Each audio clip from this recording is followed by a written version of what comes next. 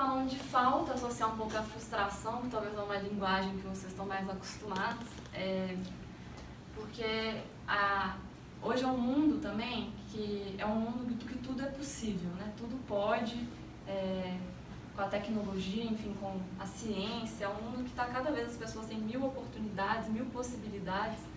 Então, é um mundo tudo é permitido, assim, tudo é possível. E as pessoas estão cada vez mais intolerantes e estão tendo muita dificuldade de lidar com a frustração.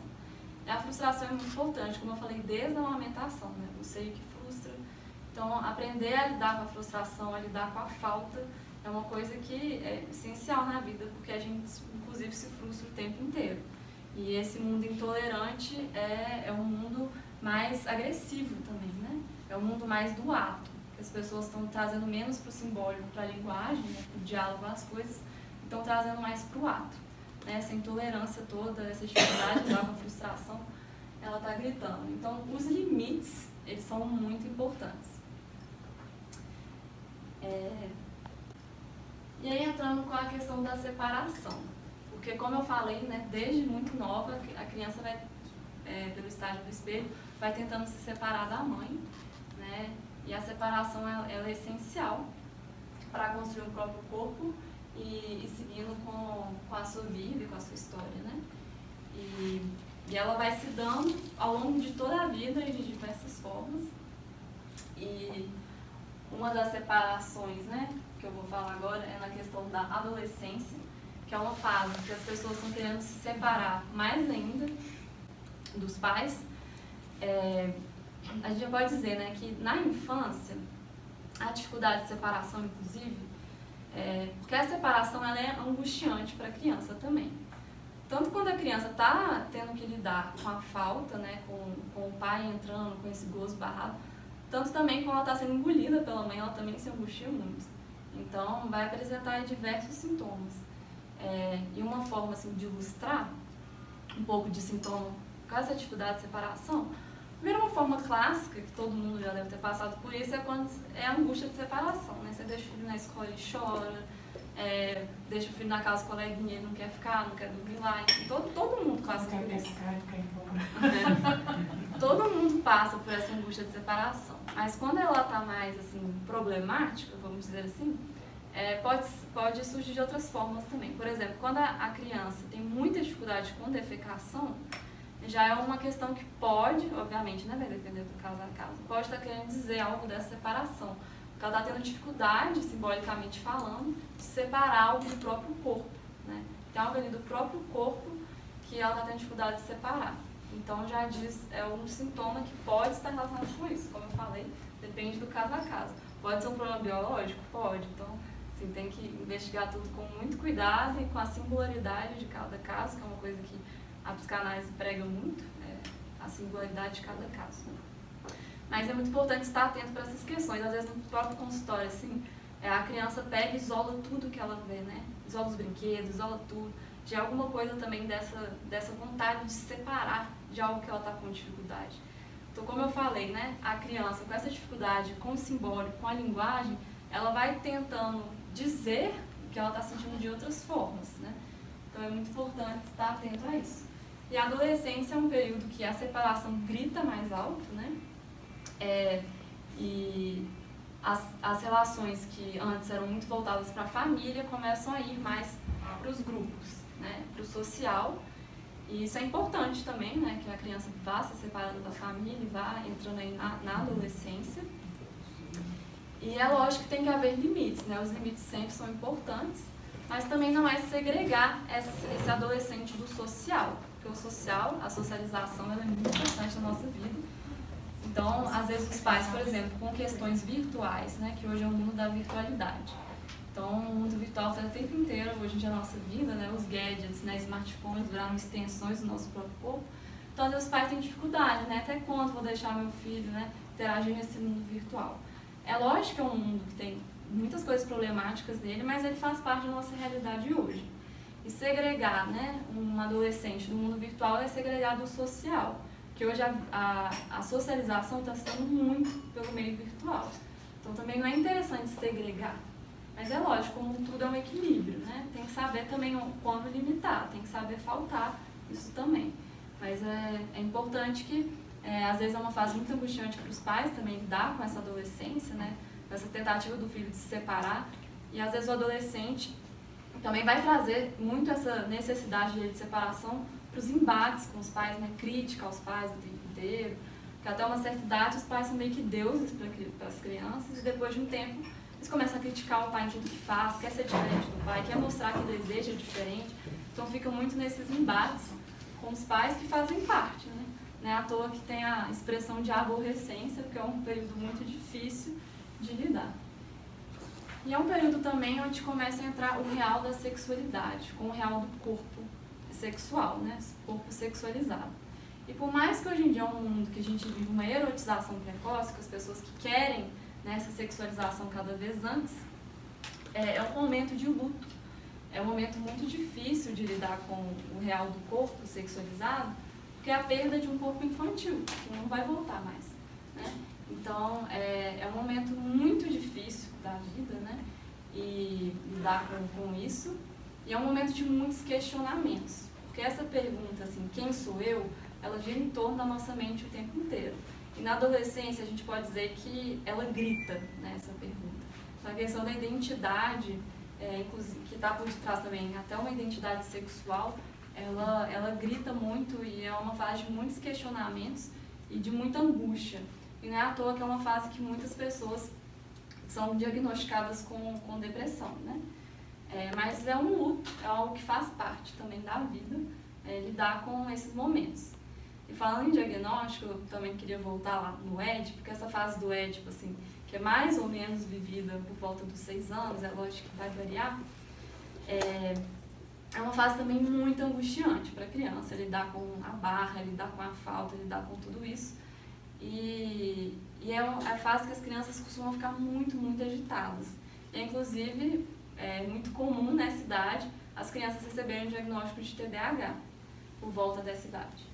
Então, nem tudo é uma patologia, né? É lógico que vão ter exceções, sempre tem, mas é muito importante estar atento a isso, porque hoje em dia o mundo de hoje é o mundo dos diagnósticos, né? O mundo da medicalização da vida, tudo se resolve com remédio. Então é muito mais fácil dar uma ritalina para calar uma criança do que tentar lidar com o sintoma dela, porque às vezes o sintoma é uma forma que ela está encontrando de dizer para você algo. E a medicação às vezes pode calar ela, né? Nessa agitação que ela está tentando mostrar uma angústia dela ali. Importante muito mais dar voz, escutar, do que calar o que está acontecendo. Então a adolescência vão ter essas questões. E aí os filhos adultos, né? A gente pode dizer que a separação começa a ficar mais real, que esses filhos que começam a sair de casa e começam a buscar independência, começam a trabalhar. E essa separação é muito importante, né? Os filhos nessa fase, eles estão muito impulsionados para dar continuidade à sua vida fora da casa dos pais, né? E às vezes eles vão estar tão assim, rodeados com suas próprias questões, né, da sua vida, começando a vida de trabalho, começando a tentar, né, se sustentar de alguma forma.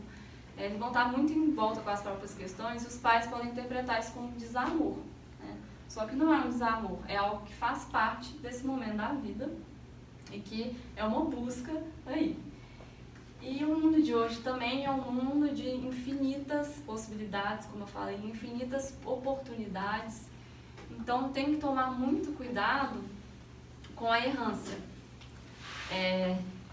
A gente pode dizer que é um mundo que impulsiona a errância. Que a errância é isso, quando a pessoa fica mudando de lugar em lugar o tempo todo e está em todos os lugares ao mesmo tempo em nenhum, né? Pessoa que troca de emprego toda hora, troca de cidade toda hora, troca de casa toda hora, troca de relação toda hora. Enfim, é um mundo que impulsiona um pouco isso, porque escolher hoje em dia não implica só escolher algo, implica não escolher muitas coisas. Então as pessoas têm dificuldade de bancar uma escolha e bancar uma falta também. Como eu falei, nessa dificuldade com a falta, no mundo de hoje parece que falta a falta, né? Então, as pessoas acabam entrando nessa errância, porque primeiro momento que elas se frustram com alguma coisa no trabalho, já pensa, eu posso ter um trabalho melhor, né, que vai me afetar outra coisa e já muda. Aí vai chegar nesse outro trabalho e vai se frustrar, porque a vida é assim. Aí vai lá achar que vai resolver a frustração saindo, né, tirando o corpo fora e buscando uma outra coisa. E aí tem que tomar um pouco de cuidado com relação a isso, porque é importante criar raiz, é importante fazer o lodo, assim, né, na sua vida. É lógico que também não é você suportar algo que está causando imenso sofrimento para você, mas é saber ponderar isso, porque muitos jovens hoje se perdem nessa herança, principalmente no mundo que estimula isso. E também há uma dificuldade dos jovens, a gente pode dizer uma expressão que não existe, mas em adultar, né? De sair dessa posição de jovem, porque hoje é um mundo de todos os jovens, né? A juventude virou sinônimo de bem-estar, os adultos querem se sentir jovens o tempo todo, tem infinitas práticas de rejuvenescimento. Então, para os jovens está muito sofrido sair dessa posição de jovem, está muito difícil bancar as responsabilidades também, porque a vida de jovem é interpretada como algo assim maravilhoso, né?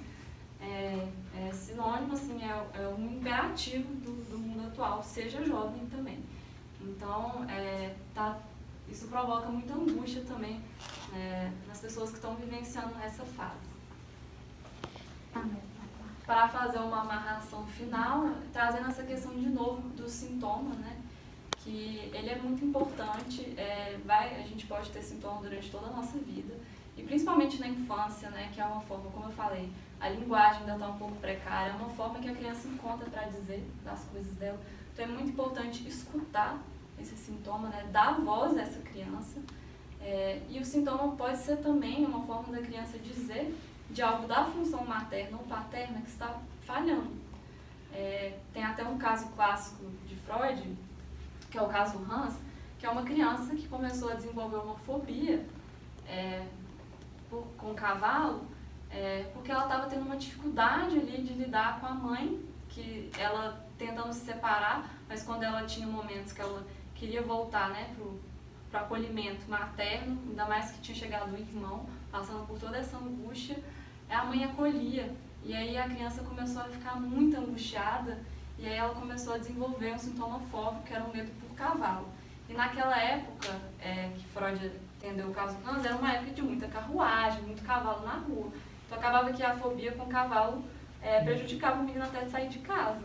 Então como que alguns sintomas, como exemplo a fobia, é uma maneira que o menino, né, o Hans, encontrou naquele momento de lidar com essa situação, com essa separação e com tudo que estava acontecendo. E foi muito importante para ele essa fobia, porque ajudou ele, né, quando ele entrou em tratamento com Freud, a inserir a falta, né, no campo dele, porque senão ele poderia ter ficado preso numa posição de objeto.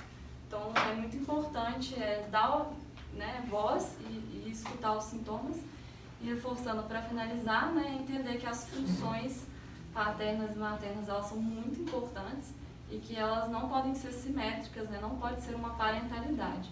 Elas têm que ter suas particularidades, e lembrando que não necessariamente, né, quem vai cumprir essa função é a mãe especificamente ou o pai especificamente, mas que elas devem existir na vida de um filho para ter um desenvolvimento psíquico saudável, né?